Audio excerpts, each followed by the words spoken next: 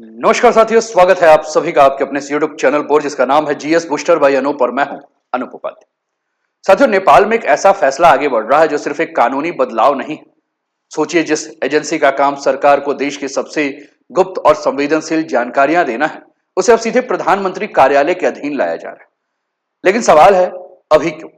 कुछ समय पहले ही इंटेलिजेंस एजेंसी पीएम ऑफिस के तहत थी, फिर उसे होम मिनिस्ट्री के पास भेज दिया गया और अब बालिन शाह की सरकार उसे वापस प्रधानमंत्री के नियंत्रण में लाना चाहती। सरकार कह रही है कि होम मिनिस्ट्री पर बहुत ज्यादा बोझ है और नेशनल सिक्योरिटी इंटेलिजेंस सीधे प्रधानमंत्री तक पहुंचनी चाहिए। लेकिन असली सवाल इससे बड़ा है। क्या यह सिर्फ नेशनल सिक्योरिटी का फैसला है या नेपाल की सत्ता का सबसे पावरफुल इंफॉर्मेशन नेटवर्क अब सीधे पीएम ऑफिस के हाथ में आने वाला है? और अगर इंटेलिजेंस सीधे प्रधानमंत्री तक पहुंचेगी तो नेपाल की राजनीति और पावर स्ट्रक्चर में क्या बदल जाएगा? आज की कहानी में हम समझेंगे नेपाल की खुफिया एजेंसी को पहले क्यों हटाया गया था, अब उसे वापस पीएम ऑफिस में लाने के पीछे आखिर कौन सी जरूरत और राजनीति काम कर रही। साथियों, चैनल पर पहली बार है तो चैनल को सब्सक्राइब करके बेल आइकन दबा दीजिए कि यहां आने वाले हर वीडियो का नोटिफिकेशन आप सभी को टाइम पर मिले। वीडियो को अंत तक बहुत ध्यान से देखिएगा और फिर अपने विचारों को कमेंट के माध्यम से हम तक अवश्य पहुंचाइए।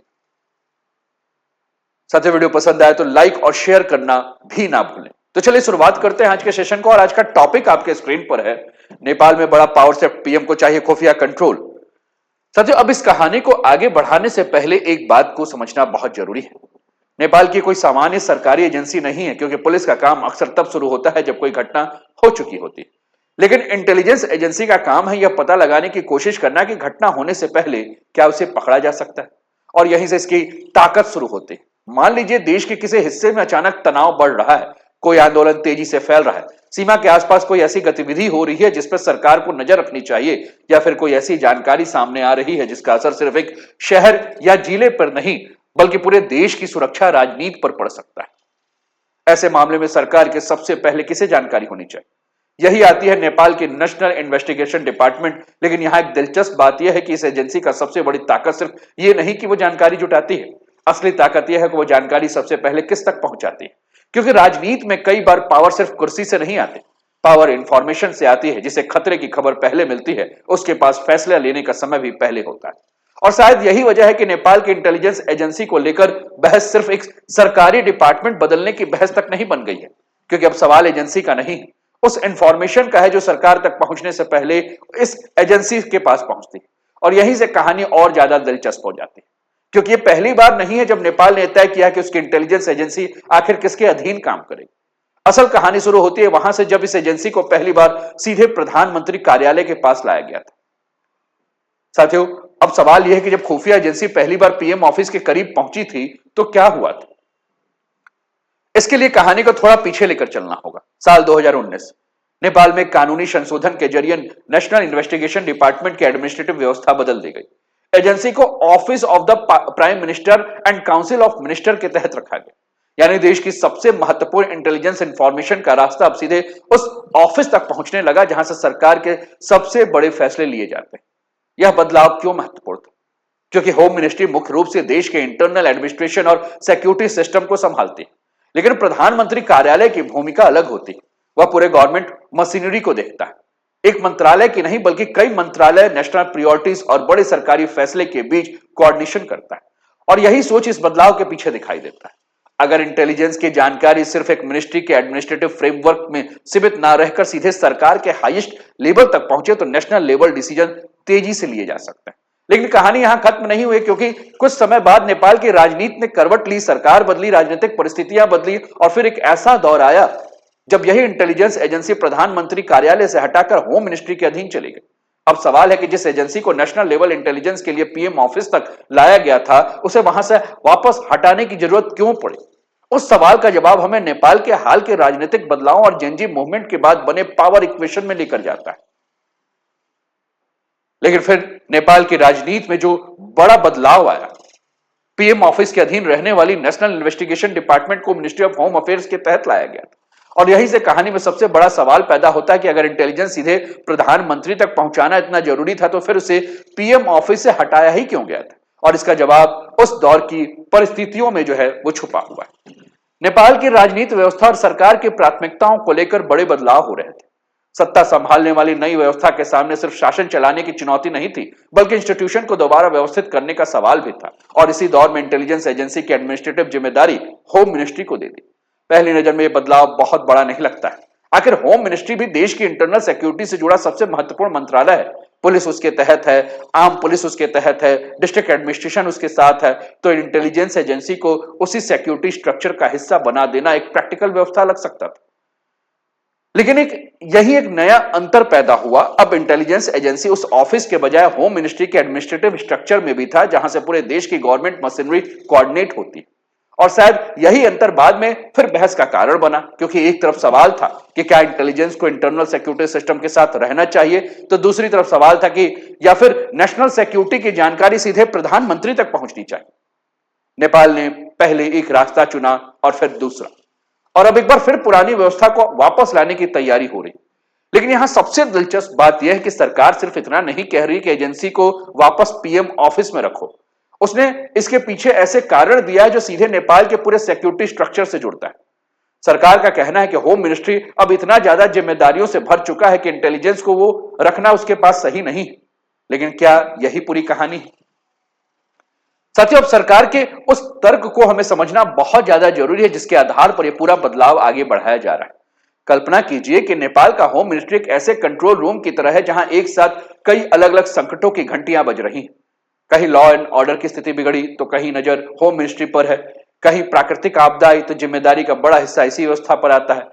देश के डिस्ट्रिक्ट एडमिनिस्ट्रेशन को कोऑर्डिनेट करना हो तो वही मंत्रालय है। नेपाल पुलिस या आम पुलिस फोर्स से जुड़े बड़े एडमिनिस्ट्रेटिव और सिक्योरिटी मैटर्स भी इसी पूरी सिस्टम से जुड़े हैं। यानी कि होम मिनिस्ट्री सिर्फ एक सामान्य मंत्रालय नहीं, यह नेपाल के रोजमर्रा के इंटरनल सिक्योरिटी सिस्टम का एक विशाल ऑपरेशनल सेंटर है। और अब सरकार इसी बात को अपने फैसले का सबसे बड़ा कारण बता रही। लॉ मिनिस्टर सोबिता गौतम ने नेशनल असेंबली में कहा कि होम मिनिस्ट्री पहले से इतनी जिम्मेदारियां संभाल रही है कि इंटेलिजेंस एजेंसी को उसी फ्रेमवर्क में रखना प्रैक्टिकल नहीं माना जा रहा है। लेकिन यहां एक महत्वपूर्ण फर्क है कि पुलिस को अक्सर किसी घटना के बाद तुरंत कार्यवाही करनी होती है। कहीं हिंसा हुई, फोर्स पहुंची, स्थिति बिगड़ी, ऑपरेशन शुरू हुआ, लेकिन इंटेलिजेंस का काम कई बार इससे बिल्कुल अलग होता है। इसका उद्देश्य केवल आज की घटना को संभालना नहीं, बल्कि उन संकेतों को समझना होता है जो कल एक बड़ी चुनौती बन सकती है। और यहीं से सरकार का तर्क सामने आता है कि अगर इंटेलिजेंस एजेंसी लगातार नेशनल सिक्योरिटी से जुड़े डेवलपमेंट पर नजर रख रही है और ऐसी जानकारी जुटा रही है जिसका असर पूरे देश पर पड़ सकता है, तो इंफॉर्मेशन एक बीजी मिनिस्ट्री की एडमिनिस्ट्रेटिव चेन में सीमित रहने के बजाय सीधे देश के हाईएस्ट एजुकेशन ऑफिस तक पहुंचनी चाहिए। यानी सरकार एक तरह से दो अलग अलग भूमिकाओं के बीच लाइन खींच रही है।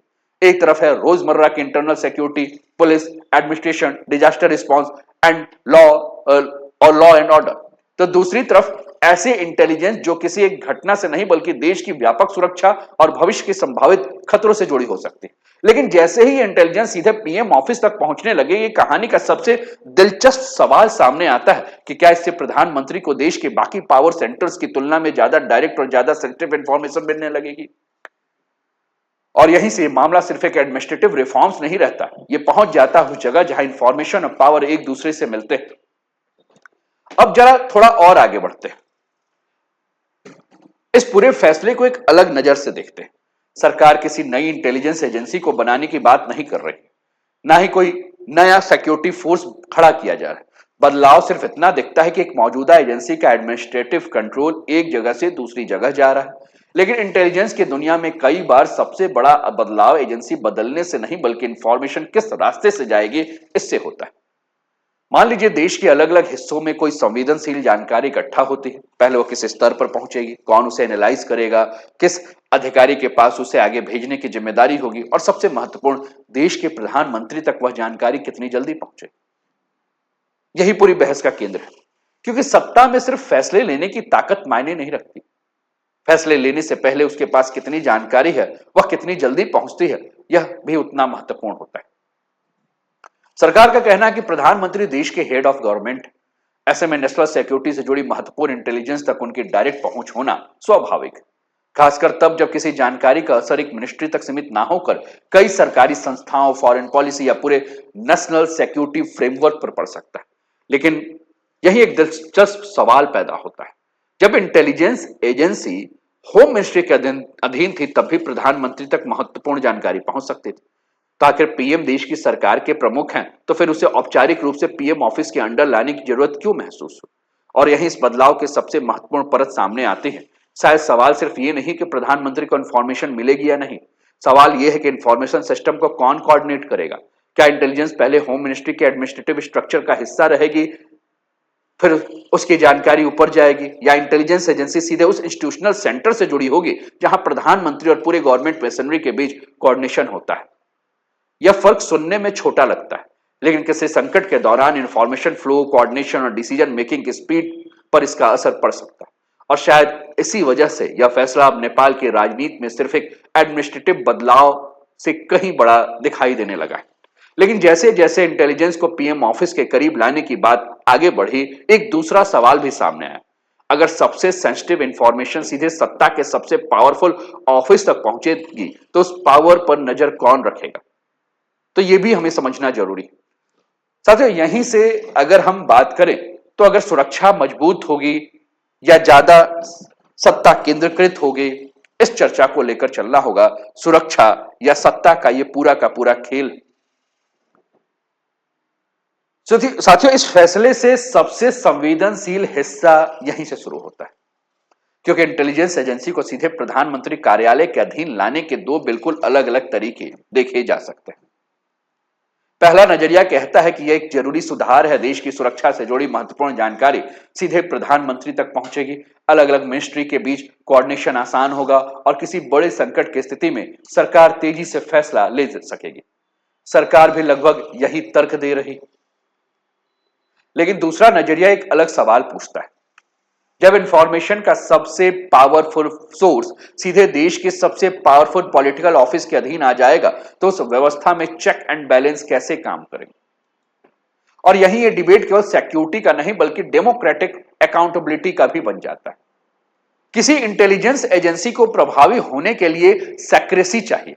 उसकी कई जानकारियां पब्लिक नहीं की जा सकती। उसके सोर्सेस, मेथड्स और सेंसिटिव असेसमेंट को सीमित दायरे में रखना पड़ता है। लेकिन दूसरी तरफ लोकतंत्र में इतनी पावरफुल संस्था को पूरी तरह बिना ओवरसाइट के भी नहीं छोड़ा जा सकता। और यही संतुलन सबसे मुश्किल होता है। बहुत ज्यादा राजनीतिक हस्तक्षेप हो तो एजेंसी की प्रोफेशनल इंडिपेंडेंस पर सवाल उठ सकते हैं, और अगर एजेंसी पर किसी तरह की इंस्टीट्यूशनल अकाउंटेबिलिटी ही ना हो, तो उसके कामकाज को लेकर शक और विवाद पैदा हो सकते हैं। इसलिए असली सवाल यह नहीं है कि इंटेलिजेंस एजेंसी पीएम ऑफिस के अधीन होना सही है या होम मिनिस्ट्री के। असली सवाल यह है कि अगर एजेंसी के ऊपर नियम क्या होंगे, उसके पावर कितने स्पष्ट होंगे, वह किस कानूनी दायरे में काम करेगा। अगर कभी उसके कामकाज को लेकर सवाल उठे तो जवाबदेही किस स्तर तक तय होगी। यानी सरकार जिस बदलाव को एफिशिएंसी और नेशनल सिक्योरिटी के नजरिए से देख रही है, वह इसके आलोचनात्मक पक्ष और दूसरी चिंता निकलती। क्या इंटेलिजेंस सिस्टम मजबूत होगा या सिर्फ सत्ता का इंफॉर्मेशन नेटवर्क ज्यादा सेंट्रलाइज हो जाए? और अब कहानी पहुंचती है सबसे राजनीतिक चैप्टर पर, क्योंकि इस फैसले के पीछे केवल एक सवाल नहीं है कि इंटेलिजेंस एजेंसी कहां बैठेगी। सवाल यह है कि बालिन शाह की सरकार किस तरह नया पावरफुल स्ट्रक्चर तैयार कर रही। तो नेपाल में क्या बदल रहा है पावर स्ट्रक्चर? साथियों, अब यहां एक बात बिल्कुल साफ समझना होगा। इस बिल का मतलब यह नहीं कि प्रधानमंत्री बालिन शाह खुद बैठकर इंटेलिजेंस ऑपरेशन चलाएंगे। किसी इंटेलिजेंस एजेंसी को पीएम ऑफिस के अधीन लाने का असली अर्थ ऑपरेशन को व्यक्तिगत रूप से नियंत्रित करना नहीं, बल्कि एजेंसी की रिपोर्टिंग और एडमिनिस्ट्रेटिव स्ट्रक्चर को बदलना है। लेकिन राजनीति में स्ट्रक्चर भी बहुत मायने रखता है। किसी सरकार की ताकत केवल उसके पास मौजूद मिनिस्टर से तय नहीं होता या मिनिस्ट्री से तय नहीं होता। कई बार असली फर्क इस बात से पड़ता है कि सरकार के सबसे ऊपर बैठे नेतृत्व कौन सी जानकारी कितनी जल्दी किस इंस्टीट्यूशनल चैनल से पहुंच रही।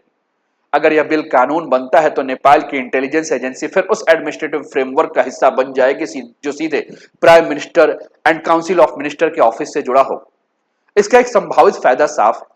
मान लीजिए कोई ऐसा मुद्दा सामने आता है जिसमें सिर्फ होम मिनिस्ट्री नहीं बल्कि foreign affairs, defence, finance, broader management और दूसरे सरकारी विभागों के बीच कोऑर्डिनेशन की जरूरत पड़ती है, तो ऐसी स्थिति में पीएम ऑफिस एक सेंट्रल कोऑर्डिनेट पॉइंट की भूमिका निभा सकते हैं। यानी सरकार का मॉडल शायद यह सोचकर बनाया जा रहा है कि इंटेलिजेंस को किसी एक मिनिस्ट्री की जरूरत तक सीमित ना रखा जाए, बल्कि उसे पूरे गवर्नमेंट सिस्टम के लिए स्ट्रेटेजिक इनपुट के रूप में इस्तेमाल किया जाए। लेकिन यही राजनीति महत्व भी पैदा होता है। क्योंकि जिस ऑफिस के पास अलग अलग क्षेत्रों से आने वाले सेंसिटिव इंफॉर्मेशन को एक जगह जोड़ने की क्षमता होती है, वही ऑफिस पूरे गवर्नमेंट रिस्पांस को बेहतर तरीके से कोऑर्डिनेट कर सकता है। इसलिए बदलाव केवल एजेंसी किस मिनिस्ट्री के अंदर है वाला सवाल नहीं है, यह नेपाल के गवर्नेंस में पीएम ऑफिस की भूमिका को लेकर भी संकेत है कि क्या प्रधानमंत्री कार्यालय आने वाले समय में केवल पॉलिसी अप्रूव करने वाला ऑफिस रहेगा, या वह नेशनल सिक्योरिटी, इंटेलिजेंस कोऑर्डिनेशन और क्राइसिस रिस्पांस का एक ज्यादा सक्रिय केंद्र बन सकता है। साथियों, अभी इसका अंतिम जवाब नहीं है, लेकिन बिल जिस दिशा में बढ़ रहा है उससे इतना जरूर कहा जा सकता है कि सरकार इंटेलिजेंस को पीएम ऑफिस के ज्यादा करीब लाकर डिसीजन मेकिंग और कोऑर्डिनेशन का एक अलग मॉडल बनाना चाहते हैं। और सबसे महत्वपूर्ण मोड़ बाकी है, क्योंकि नेशनल असेंबली में बिल आगे बढ़ चुका है, लेकिन कानून बनने से पहले अभी भी एक राजनीतिक और संसदीय प्रक्रिया बाकी है। अब सवाल है कि इस बिल का अगला पड़ाव क्या है और नेपाल की इंटेलिजेंस एजेंसी के लिए आगे क्या बदल सकता है। तो अब इस कहानी का अगला पड़ाव पार्लियामेंट, नेशनल असेंबली में इस बिल के विचार के लिए आगे बढ़ाने की मंजूरी मिल चुकी है। इसके बाद लॉ मेकर्स को अमेंडमेंट प्रपोजल देने का मौका दिया गया है। इसका मतलब साफ है कि अभी फैसला पूरी तरह से अंतिम नहीं हुआ, और यही कारण है कि अगला चरण महत्वपूर्ण हो सकता है, क्योंकि अब इस बहस में सिर्फ इतना ही नहीं रहेगा कि एजेंसी को पीएम ऑफिस के अधीन लाया जाए या नहीं। लॉ मेकर्स इस बदलाव को शर्तों, कानूनी व्यवस्था और उसके प्रैक्टिकल असर पर भी सवाल उठा सकते हैं। क्या एजेंसी की भूमिका पहले जैसी रहेगी? क्या सिर्फ उसका एडमिनिस्ट्रेटिव लोकेशन बदलेगा, या फिर उसके काम करने के तरीके में भी बदलाव आएगा? और यही पार्लियामेंट की चर्चा महत्वपूर्ण हो जाती है, क्योंकि इंटेलिजेंस जैसे सेंसिटिव इंस्टीट्यूशन के मामले में कानून की एक एक लाइन भविष्य में उसकी पावर्स और अकाउंटेबिलिटी को प्रभावित कर सकते हैं। इसके बाद बिल को संसदीय प्रक्रिया के बाकी चरणों से गुजरना होगा। अगर प्रस्तावित व्यवस्था कानून का रूप लेती है तो नेशनल इन्वेस्टिगेशन डिपार्टमेंट फिर से प्राइम मिनिस्टर और काउंसिल ऑफ मिनिस्टर के ऑफिस के एडमिनिस्ट्रेटिव फ्रेमवर्क में आ जाएगी। लेकिन कहानी का सबसे दिलचस्प हिस्सा कानून बनने के बाद शुरू होता है, क्योंकि असली परीक्षा तब होगी जब यह देखा जाएगा कि ग्राउंड पर क्या बदलता है। क्या इंटेलिजेंस रिपोर्ट्स पहले के तुलना में तेजी से गवर्नमेंट लीडरशिप तक पहुंचेगी? क्या होम मिनिस्ट्री का ऑपरेशनल प्रेशर वास्तव में कम होगा? क्या अलग अलग सिक्योरिटी इंस्टीट्यूशन के बीच कोऑर्डिनेशन बेहतर होगा, या फिर इस बदलाव के बाद पॉलिटिकल डिबेट और तेजी से बढ़ जाएगा? नेपाल की सबसे सेंसिटिव इंफॉर्मेशन आखिर किसके नियंत्रण में होगी? यानी अभी बिल एक कागज पर लिखा प्रस्ताव है, लेकिन अगर यह कानून बनता है तो इसका असर केवल एक सरकारी ऑफिस तक पत्ता बदलने तक सीमित नहीं रहेगा। इससे नेपाल में नेशनल सिक्योरिटी इंफॉर्मेशन के पूरे फ्लो को नए तरीके से व्यवस्थित किया जा सकता है, और यही इस पूरी कहानी का सबसे बड़ा निष्कर्ष छिपा है। तो साथियों, अंततः हम यही कहेंगे कि आखिर नेपाल की इंटेलिजेंस एजेंसी को फिर से पीएम ऑफिस के अधीन क्यों लाया जा रहा है? सरकार का जवाब सीधा है। होम मिनिस्ट्री पहले से police, arm force, disaster administration, disaster management और डिस्ट्रिक्ट एडमिनिस्ट्रेशन, इंटरनल सिक्योरिटी की कई जिम्मेदारियों को संभाल रही है। ऐसे में सरकार मानती है कि इंटेलिजेंस को एक अलग और ज्यादा डायरेक्ट चैनल मिलना चाहिए जो सीधे प्रधानमंत्री तक पहुंचे। लेकिन इस कहानी को सिर्फ यही खत्म कर देना शायद बहुत आसान होगा, क्योंकि पिछले कुछ मिनटों में हमने देखा कि एजेंसी पहले पीएम ऑफिस के अधीन थी, फिर उसे होम मिनिस्ट्री में भेजा गया, फिर उसे वापस प्रधानमंत्री कार्यालय के करीब लाने की कोशिश हुई। यानी असली सवाल सिर्फ ये नहीं कि एजेंसी कहां रहेगी, असली सवाल है कि नेपाल के सबसे सेंसिटिव इंफॉर्मेशन का रास्ता आखिर किसके पास जाकर खत्म। सरकार के लिए इसका जवाब शायद एफिशिएंसी है, तेज इंफॉर्मेशन फ्लो है, बेहतर कोऑर्डिनेशन है, नेशनल सिक्योरिटी जैसे जुड़े मामले में प्रधानमंत्री तक डायरेक्ट एक्सेस है। लेकिन लोकतांत्रिक व्यवस्था में एक दूसरा सवाल हमेशा मौजूद रहेगा, इतनी सेंसिटिव इंटेलिजेंस को संभालने वाली संस्था की अकाउंटेबिलिटी कैसे सुनिश्चित हो? लेकिन अगर इसके साथ ट्रांसपेरेंसी, लीगल सेफगार्ड और इंस्टीट्यूशन ओवरसाइट पर पर्याप्त ध्यान नहीं दिया गया तो यही सवाल आगे चलकर सत्ता की जरूरत से ज्यादा केंद्रीकरण को लेकर बहस भी पैदा कर सकता है। इसलिए शायद यह कहना ज्यादा सही होगा कि नेपाल सिर्फ अपनी खुफिया एजेंसी का ऑफिस नहीं बदल रहा है, वह यह तय कर रहा है कि आने वाले समय में नेशनल सिक्योरिटी की सबसे महत्वपूर्ण जानकारी किस रास्ते से सरकार के सबसे ऊपर तक पहुंचे। और शायद इसी वजह से छोटा सा दिखने वाला बिल नेपाल की राजनीति और उसके पावर स्ट्रक्चर में बड़ी बदलाव को साबित कर सकता है। और सबसे बड़ा सवाल आपसे है, क्या नेपाल की इंटेलिजेंस एजेंसी को सीधे प्रधानमंत्री के अधीन होना चाहिए, या फिर इतनी पावरफुल एजेंसी को किसी एक राजनीतिक ऑफिस से ज्यादा करीब लाना भविष्य में नई चिंताएं पैदा कर सकता है? कमेंट करके आप अपनी राय जरूर बताएं, और कैसा लगा सेशन ये भी जरूर बताएं। साथियों, अभी तक आपने चैनल को सब्सक्राइब नहीं किया तो चैनल को सब्सक्राइब करके बेल आइकन दबा दीजिए, वीडियो को लाइक और शेयर कर दीजिए। अपना ध्यान रखिए, स्वस्थ रहिए, मस्त रहिए, तंदुरुस्त रहिए, हंसते खेलते मुस्कुराते हुए जीवन का आनंद लीजिए। जय हिंद, जय भारत।